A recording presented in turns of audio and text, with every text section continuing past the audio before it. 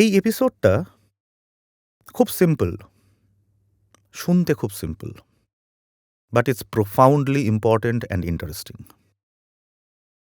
কী নিয়ে আলোচনা আজকে আমাদের? আজকে আলোচনা হ্যাবিটস বা অভ্যেস নিয়ে। Welcome to your podcast beyond syllabus season 1। এপিসোডের নাম দ্য পাওয়ার অফ হ্যাবিটস। প্রচুর শুনে থাকি আমরা এই কথাটা, হ্যাবিট বা অভ্যেস, কিন্তু এর ইনডেপথ অ্যানালিসিসটা হয়তো নিজেরা করে উঠতে পারি না। হোক আজকে আমার হাত ধরে এর একটু অ্যানালিসিস। প্রথমে বলি বা বোঝার চেষ্টা করি যে হ্যাবিট বলতে আমরা কি বুঝি। ইংলিশে একটা লাইন আছে যেখানে বলছে automated behaviour repeated over and over again. So habit মানে কি? হ্যাবিট মানে এমন কিছু অভ্যেস, এমন কিছু কাজ, এমন কিছু ব্যবহার যেগুলো আমরা প্রতিদিন দৈনন্দিন জীবনেও এটা আমরা রিপিট করতে থাকি। আমাদের দৈনন্দিন জীবনের 40 থেকে 45% 40 to 45% কাজই অভ্যেস বা হ্যাবিট দ্বারা চালিত। যেটাকে আমরা রুটিন বলে থাকি সেটা আসলে হ্যাবিট। যা যা করি তার অধিকাংশই habitual. We are nothing but products of our habits. দেখো, এর মধ্যে ভালো হ্যাবিট এবং খারাপ হ্যাবিট এই দুটোই তো আছে। যেমন যদি আমি ঘন্টার পর ঘন্টা মোবাইলে বা প্লে স্টেশনে গেম খেলি, সেটা অবশ্যই খারাপ হ্যাবিটের মধ্যেই পড়ছে। কিন্তু যদি এটা খারাপ হয়, আমরা যদি বুঝি এটা খারাপ, তাহলে এটা আমি করি কেন? এক কথায় যদি বলি, এর কারণটা হয় ইনস্ট্যান্ট গ্র্যাটিফিকেশন। ইনস্ট্যান্ট গ্র্যাটিফিকেশন কি, এটা একটু উদাহরণ দিয়ে বোঝাই, বুঝতে সুবিধা হবে। আমি মোবাইল বা ভিডিও গেমের এক্সাম্পলটাই দিয়ে বোঝাচ্ছি। দেখো, এই গেমগুলো এমনভাবে ডেভেলপ করা হয় যেখানে আমাদের একটা স্টেজ জিতলে তারপরে পরের স্টেজে যাওয়া যেতে পারে, সেখান থেকে আলটিমেটলি একটা ডেস্টিনেশনে পৌঁছানো যেতে পারে, বা আলটিমেটলি আমি খেলাটাকে পুরোপুরিভাবে জিততে পারি। তার মানে গেমটা কম্পিটিটিভ এবং জেতার ওপরে নির্ভরশীল। যখনই কোনো স্টেজ আমরা জিতি, আমাদের নার্ভাস সিস্টেম বা আমাদের ব্রেন থেকে একটা রিওয়ার্ড কেমিক্যাল সিক্রিট হয়। তার নামটা জানা? তার নামটা হচ্ছে ডোপামিন। এই ডোপামিন হচ্ছে আমাদের ইনস্ট্যান্ট গ্র্যাটিফিকেশনের আসল কারণ। যখনই আমি কোনো একটা স্টেজ জিতলাম, সঙ্গে সঙ্গে আমার ব্রেন এই কেমিক্যালটা, যেটাকে আমরা নিউরো ট্রান্সমিটারও বলে থাকি, সেটা সিক্রিটেড হলো। যেই সিক্রিটেড হলো, আমরা একটা রিওয়ার্ড পেলাম, আমার বডি আমাকে একটা রিওয়ার্ড দিল। রিওয়ার্ডটা হচ্ছে একটা খুব সুন্দর ফিল গুড ফ্যাক্টর, এবং এই রিওয়ার্ডের তাড়নাতেই, এই ফিল গুড ফ্যাক্টরকে পাওয়ার জন্যেই বারবার বারবার আমরা এই খেলাটাকে এগিয়ে নিয়ে যাই, ঘন্টার পর ঘন্টা। সময়ের হিসেব থাকে না, এবং আস্তে আস্তে এটাই অ্যাডিকশানে পরিণত হয়। আমাদের মস্তিষ্ক বা ব্রেনের মধ্যে একটা লুপ চলতে থাকে, যেটা বোঝাটা খুব ইম্পর্টেন্ট। লুপটা 3টে সাবসেট নিয়ে তৈরি হয়। একটাকে বলা হয় ট্রিগার অথবা কিউ, দ্বিতীয়টাকে বলা হয় বিহেভিয়ার, আর তৃতীয়কে বলা হয় রিওয়ার্ড। ট্রিগার বা কিউ কি? এই উদাহরণের ক্ষেত্রে ট্রিগার বা কিউ ছিল, ধরো তুমি একটা মোবাইল দেখলে, তখনই তোমার ট্রিগার বা কিউটা জেনারেট হয়ে গেল খেলার। সঙ্গে সঙ্গে এটা চলে যাবে পরের সাবসেটে, দ্যাট ইজ বিহেভিয়ার। বিহেভিয়ার এখানে কি হবে? তুমি খেলাটা খেলবে এবং খেলাটায় জিতবে। রিওয়ার্ড হিসেবে তোমার বডি তোমায় কি দিচ্ছে? ডোপামিন রিলিজ করে দিচ্ছে, ইনস্ট্যান্ট গ্র্যাটিফিকেশন। আরও 2-1টা উদাহরণ দিই। ধরো জাঙ্ক ফুড কনজামশন। এর ক্ষেত্রে ট্রিগারটা কি হয়? আমরা একটা পিৎজা দেখলাম, বা আমরা একটু চকলেট কুকিজ দেখলাম, ব্রাউনিজ দেখলাম, এটাই ট্রিগার বা কিউ হিসেবে কাজ করবে। বিহেভিয়ারটা কি? আমরা সেটা খাবো। রিওয়ার্ডটা কি? আবার feel good factor, instant gratification. ধরো স্মোকিং, ট্রিগারটা কি? সবাই মোরাললেস দেখবে স্মোকিং শুরু করে টু লুক কুল। তাহলে এখানে ট্রিগার বা কিউটা হচ্ছে টু লুক কুল। বিহেভিয়ারটা কি? To smoke. রিওয়ার্ডটা কি? আবার সেই dopamine release, feel good factor, instant gratification. এখান থেকে আরেকটা খুব ইম্পর্টেন্ট জিনিস বেরিয়ে আসবে। যদি আমরা একটু ভেবে দেখি, যখনই আমাদের কোনো স্ট্রেসফুল সিচুয়েশন হয়, কোনো ইমোশনালি চ্যালেঞ্জড বা মেন্টালি চ্যালেঞ্জ সিচুয়েশন আসে, কোনো ইমোশনাল সেটব্যাককে আমরা ফেস করি, সঙ্গে সঙ্গে আমাদের ব্রেন একটা ইনস্ট্যান্ট গ্র্যাটিফিকেশনের খোঁজে বেরিয়ে পড়বে। কারণ আমার এখন ভালো লাগছে না, আমাকে এখন ভালো লাগাতে হবে। তখনই ব্রেন খুঁজতে থাকবে যে অতীতে কোন কোন কারণ আমাদের ইনস্ট্যান্ট গ্র্যাটিফিকেশন দিয়েছিল, আমাদের ভালো লাগিয়েছিল। সঙ্গে সঙ্গে ব্রেন খুঁজে পাবে যে জাঙ্ক ফুড খাওয়া বা স্মোকিং বা ভিডিও গেম খেলা, এগুলো আমাদের কিন্তু ডোপামিন রিলিজ করিয়েছিল, আমাদের ফিল গুড ফ্যাক্টর এনে দিয়েছিল। এবং যখনই ব্রেন খুঁজে পাবে যে কোন কোন কারণে আমাদের ইনস্ট্যান্ট গ্র্যাটিফিকেশন হয়েছিল, সঙ্গে সঙ্গে এই স্ট্রেসফুল সিচুয়েশনগুলোকে তারা এই স্মোকিং বা জাঙ্ক ফুড কনজামশন এর সাথে কানেক্ট করে দেবে।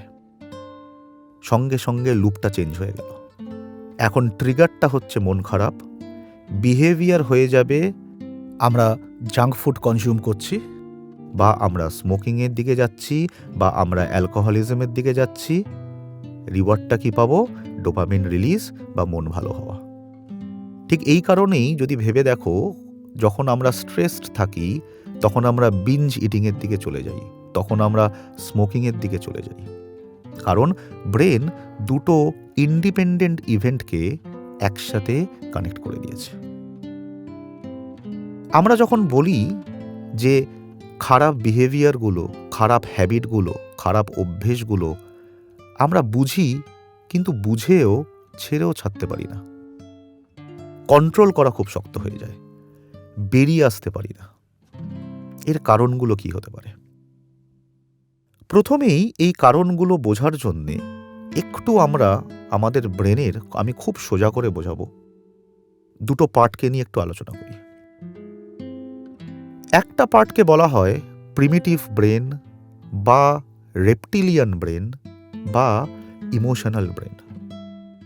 আর একটা অ্যাডভান্সড পার্ট আছে যাকে বলা হয় প্রিফ্রন্টাল কর্টেক্স। এই প্রিফ্রন্টাল কর্টেক্সকে আমরা র্যাশনাল ব্রেন অথবা এক্সিকিউটিভ বা সিইও অফ দ্য ব্রেন বলি। কেন?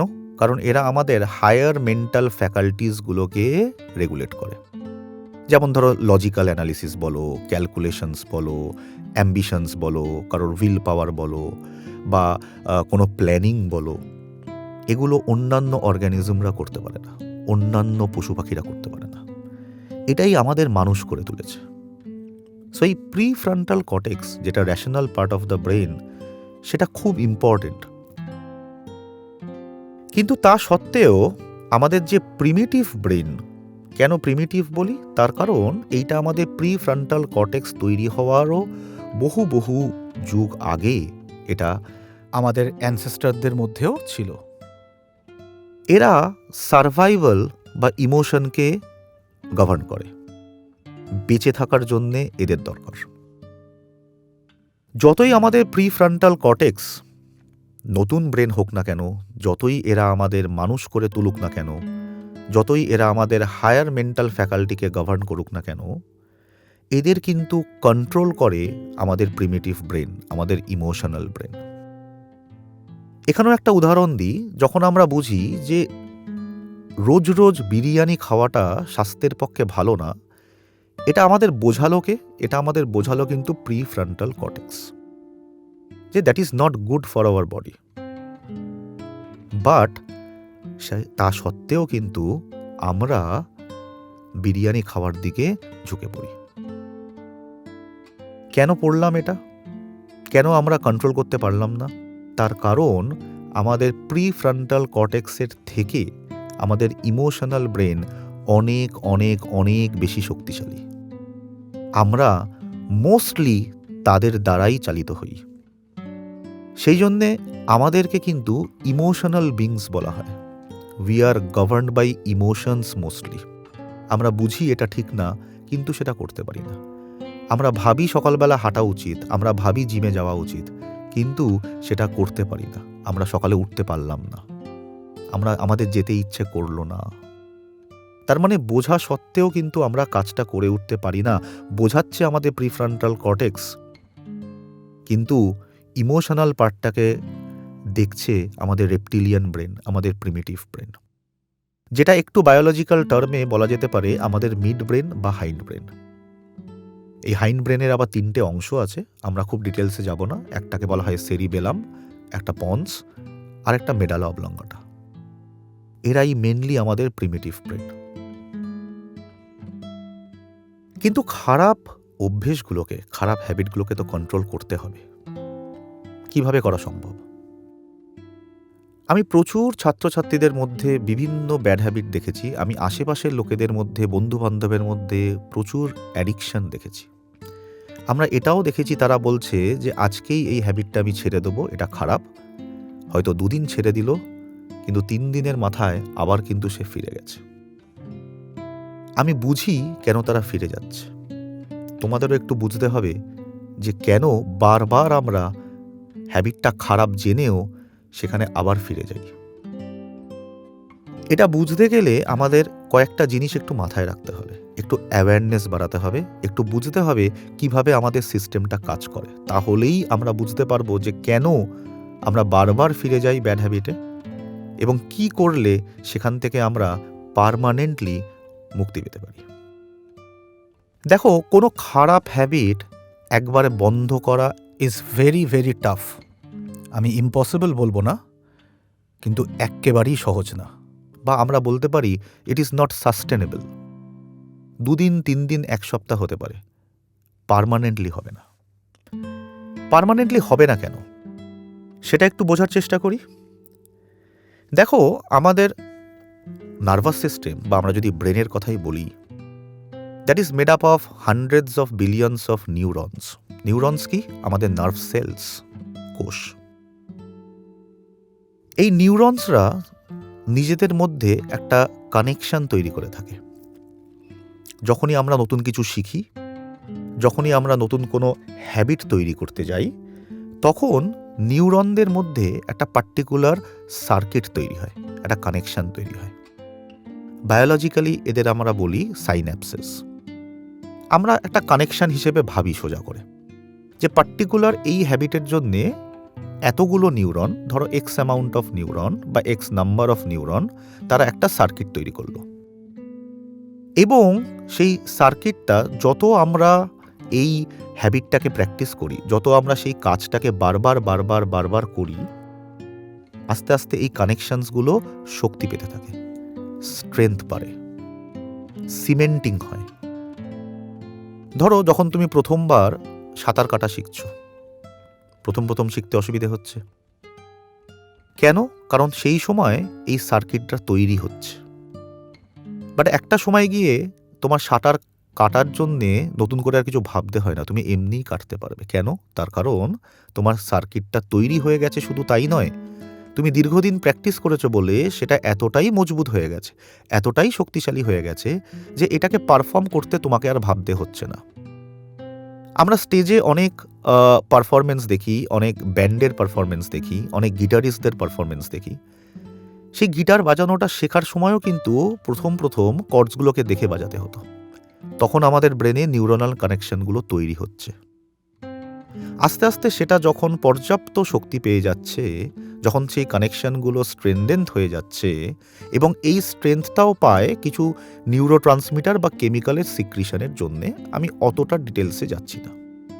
আমরা এরমভাবে ভাবি যে আমরা যত প্র্যাকটিস করব তত আমরা সেই নিউরনাল কানেকশনসগুলোকে স্ট্রেংথ দিতে পারবো।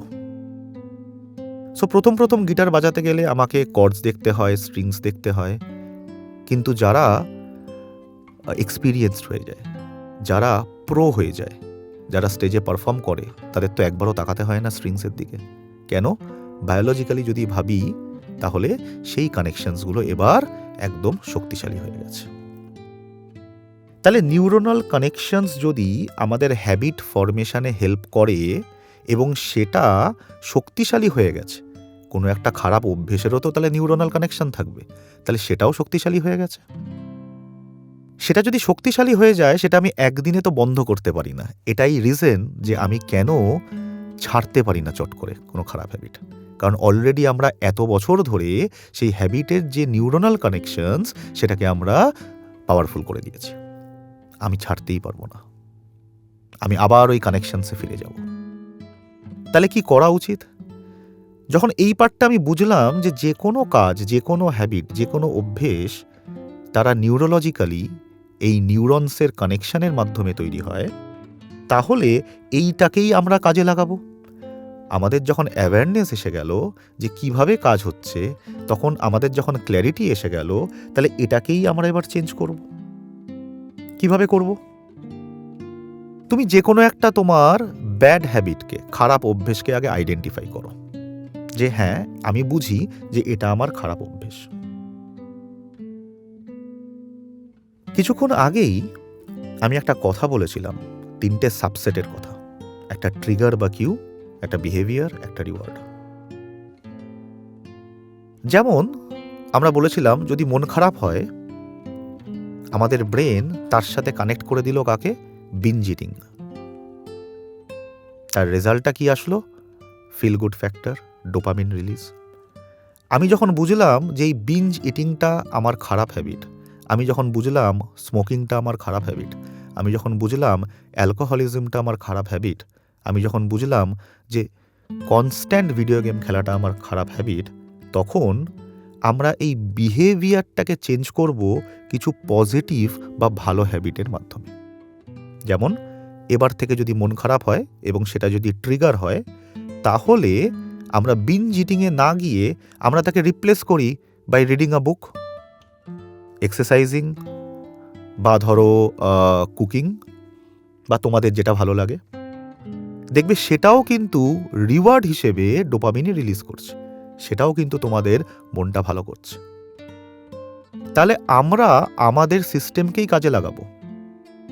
আগের যে খারাপ হ্যাবিট বা খারাপ অভ্যেসগুলো ছিল, বা আমি যদি এরমভাবে বলি যে আগে যে আমার খারাপ নিউরোনাল সার্কিটগুলো ছিল, সেগুলোকে আমরা এবার পজিটিভ বা বেটার নিউরোনাল সার্কিট দিয়ে রিপ্লেস করব।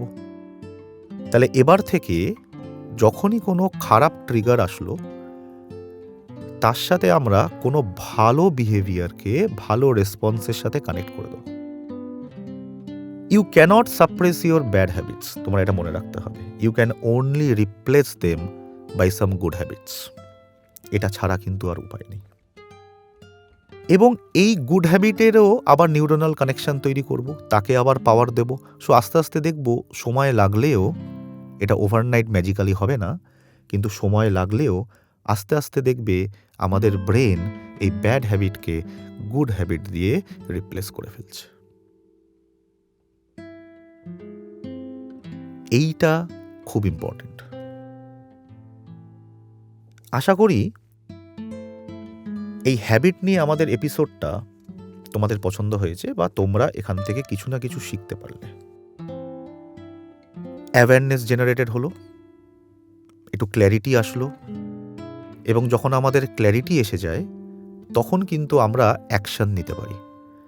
ক্ল্যারিটি না আসলে, অ্যাওয়ারনেস না আসলে, আমি যদি নাই রিয়েলাইজ করি যে আমার কোন হ্যাবিটগুলো খারাপ, আমি কখনো সেটাকে ঠিক করতে পারবো না। আমি যদি না বুঝি যে খারাপ হ্যাবিটকে কিভাবে ভালো হ্যাবিটে পরিণত করা যায়, আমি কখনোই সেটাকে চেঞ্জ করতে পারবো না। কিন্তু এখানেই শেষ হবে না। আমি বলেছিলাম যে শেষে থাকবে একটা চ্যালেঞ্জ। চ্যালেঞ্জটা খুব সোজা, করতে হয়তো একটু কঠিন লাগবে। একজন তোমরা নিজেদের 5টা খারাপ হ্যাবিটকে আগে আইডেন্টিফাই করো। এটা সব থেকে ইম্পর্টেন্ট, আইডেন্টিফিকেশন পার্টটা। অনেস্টলি আনবায়াসডলি 5টা খারাপ হ্যাবিটকে লিস্ট করো এবং এক একটা হ্যাবিটকে ভালো হ্যাবিট দিয়ে তাকে রিপ্লেস করো, নিউরনাল কানেকশনসগুলোকে চেঞ্জ করো। 3 মাস হাতে সময়, কারণ 3 মাস পরে আমরা আবার ফিরে আসব সেকেন্ড সিজন নিয়ে। এই 3 মাসে কিন্তু এই হ্যাবিটের যে এপিসোডটা হলো, যে খারাপ হ্যাবিটগুলো তোমরা আইডেন্টিফাই করলে নিজেদের মধ্যে, সেগুলো কিন্তু ভালো হ্যাবিট দিয়ে চেঞ্জ করে সিজন 2 শুনতে আসতে হবে। কি বলেছিলাম? From good to better to best. একদিনে হবে না, ওভারনাইট হবে না, কোনো ম্যাজিক্যাল ফর্মুলা নেই। উইল পাওয়ার বাড়াতে হবে, নিজেকে চ্যালেঞ্জ করতে হবে এবং যে রাস্তাটা দেখাচ্ছি সেই রাস্তা ধরে হাঁটতে হবে। সেই রাস্তায় কেউ না থাকুক, আমি আছি। সো নেক্সট এপিসোডে আমরা আরেকটা টপিক নিয়ে ফিরে আসব, আরেকটু অ্যাওয়ারনেস জেনারেটেড হবে, আরেকটু ক্ল্যারিটি পাবো এবং সেই অ্যাসপেক্ট অফ লাইফটাকেও কিন্তু আমরা বেটারমেন্টের দিকে নিয়ে যাব। প্র্যাকটিস করতে হবে, রিপিট করতে হবে, হারলে চলবে না। আর শেষে বলে যাই, একটু চ্যানেলটাকে সাবস্ক্রাইব করতে হবে, একটু শেয়ার করতে হবে, কারণ যদি তোমাদের ভালো লেগে থাকে, ভালো জিনিসটাকে ছড়ানোটা আমাদের কর্তব্যের মধ্যে পড়ে।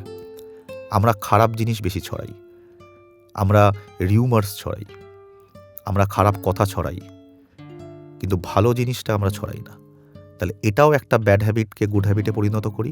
খারাপ জিনিস ছড়াবো না, ভালো জিনিস ছড়াবো এবং সেই ক্ষেত্রে চ্যানেলটাকে সাবস্ক্রাইব করতে হবে, পডকাস্টগুলো আরও শুনতে হবে এবং যতটা পারবে বন্ধুদের মধ্যে, সবার মধ্যে এটাকে শেয়ার করতে হবে, কারণ তোমার ভালো হলেও আরও বাকি 5 জনের যেন ভালো হয়। আমি কি পাবো? আমি মোটিভেশন পাবো, আমি কনফিডেন্স পাবো, আমি আরও সুন্দর সুন্দর কন্টেন্ট তোমাদের জন্য ভেবে আনতে পারবো। যদি আমি মোটিভেটেড না হই, যদি আমি কনফিডেন্স না পাই যে তোমরা শুনতে চাও, তোমাদের শুনে পছন্দ হচ্ছে, তোমাদের একজনেরও জীবন এটার জন্যে যদি 1%ও বেটার হয়, এটাই আমার পাওয়া। এবং সেটার জন্যে তোমরা একটু সাবস্ক্রাইব করো, একটু শেয়ার করো, যাতে সবার মধ্যে এটা পৌঁছে যায় এবং আমি নিজে মোটিভেটেড হই এই জিনিসগুলোকে আরও নিয়ে আসতে। আরও অনেক সিজন আসবে, প্রথম সিজন এটা, প্রথম এপিসোড এটা। ভালো থেকো।